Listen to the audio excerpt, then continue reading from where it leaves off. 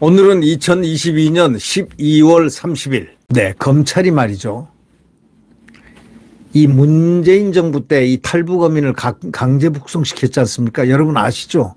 가기 싫어하는데 이렇게 뻗대는데 그 판문점에서 그냥 밀어넣어가지고 잔인무도하게 2명을 올려보내고 그들은 거기 가서 죽었을 숱한 고문과 숱한 고통을 당하면서 죽어져 갔을 거라고 생각합니다.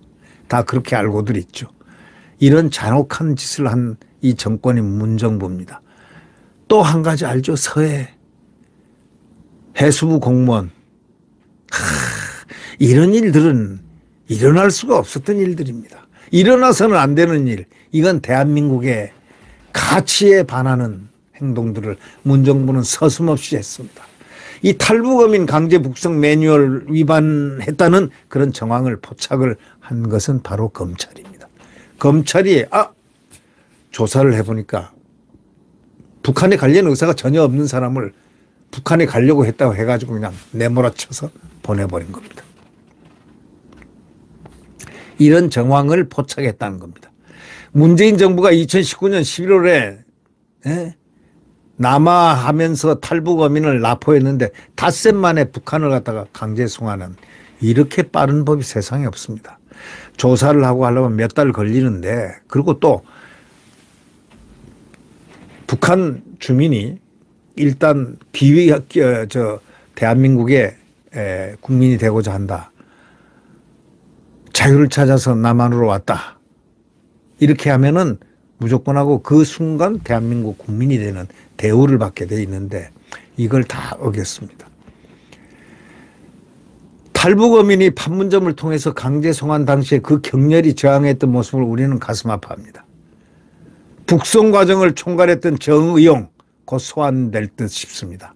이들은요, 이 권력의 좌에 있으면서 이런 국민의 기본적인 권리라든가 인간의 권리 이런 부분을 포기시킨 자들은 정말 법이 허용하는 최고의 처벌을 해야 될 것 같다. 내용을 알아서 의법 처리해야 될 거다. 이런 생각을 해봅니다. 내년 초에 관련자 기소 마무리를 다 할 것입니다. 북송 과정을 총괄했던 사람은 바로 정의용입니다. 곧 소환될 듯 싶은데요. 네. 탈북어민을 강제 북송했다는 것. 이건 참 인류에서 이제 상당히 부끄러운 일입니다. 이게. 가면 죽는 것을 알면서 강제 북송했다는 것. 그 장면들이 누군가가 찍어가지고 그것을 갖다가 동영상을 줬는데 이건 세계에 배포가 되고 다 인권단체, 세계 인권단체에 다 공유가 됐습니다. 잔혹한 정권이었습니다. 이거를 갖다가 탈북어민 강제 북송 사건을 수사 중인 검찰이 문재인 정부의 국가정보원 매뉴얼 위반 정황을 포착을 이미 했습니다. 이 법조계에 따르면요, 서울중앙지검 공공수사 3부 이준범 검사가 문재인 정부가 2019년 11월 탈북어민 2명을 강제 북송하는 과정에서 국정원 내부 지침을 어긴 정황이 있다고 보고 있습니다. 국정원 매뉴얼에는요, 귀순 탈북민이 북한으로 돌아가고자 하는 귀북 의사가 분명한 경우에 송환할 수 있다고 되어 있거든요. 근데 이 분명하지 않았다는 겁니다. 네.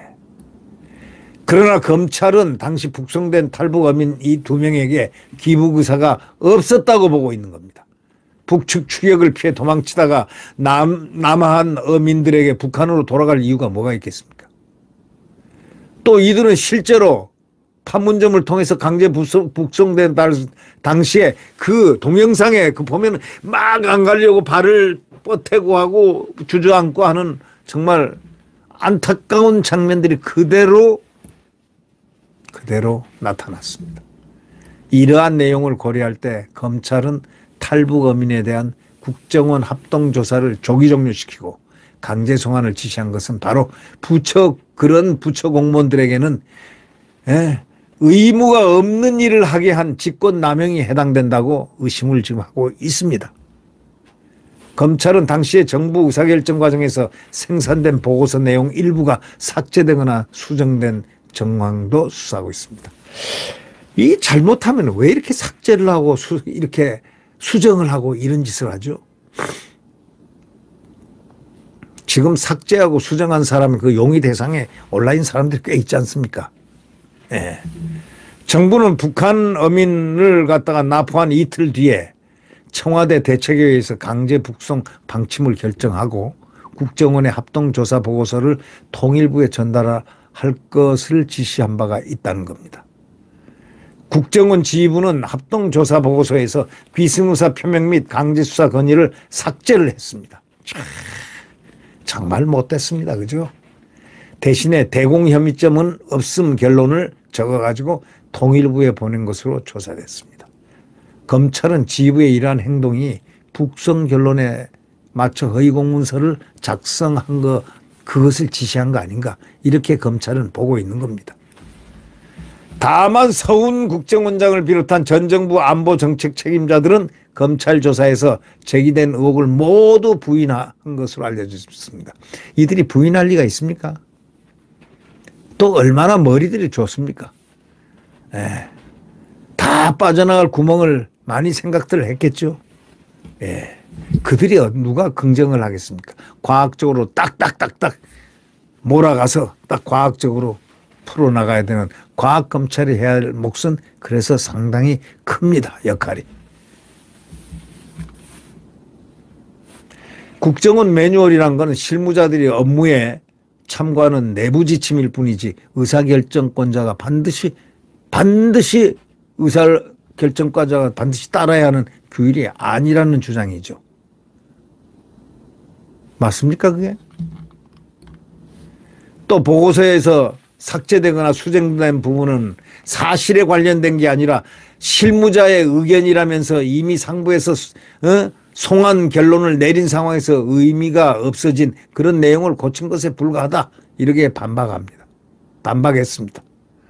검찰은 이번 사건과 관련해서 노영민 전 청와대 비서실장, 김현철 전 통일부 장관, 서 전 원장 등을 조사한 바가 있습니다. 검찰은 당시 강제 북송 과정을 총괄했던 정의용이, 여러분 정의용 아시죠? 서훈 잘 얼굴 기억나시죠? 폼 잡았던 그 당시의 사람들, 그 폼들이 진정한 나라를 위한 폼이고 국민을 위한 폼이었던가, 우리는 그것을 의심하지 않을 수 없습니다. 그래서 조만간 그들을 불러서 검찰이 조사를 해보면 내년 초쯤에 관련자들이 얼굴이 새롭게 등장할 겁니다. 죄가 없으면 죄 없음이 나올 거고, 죄가 있으면 기소가 될 것이고. 예.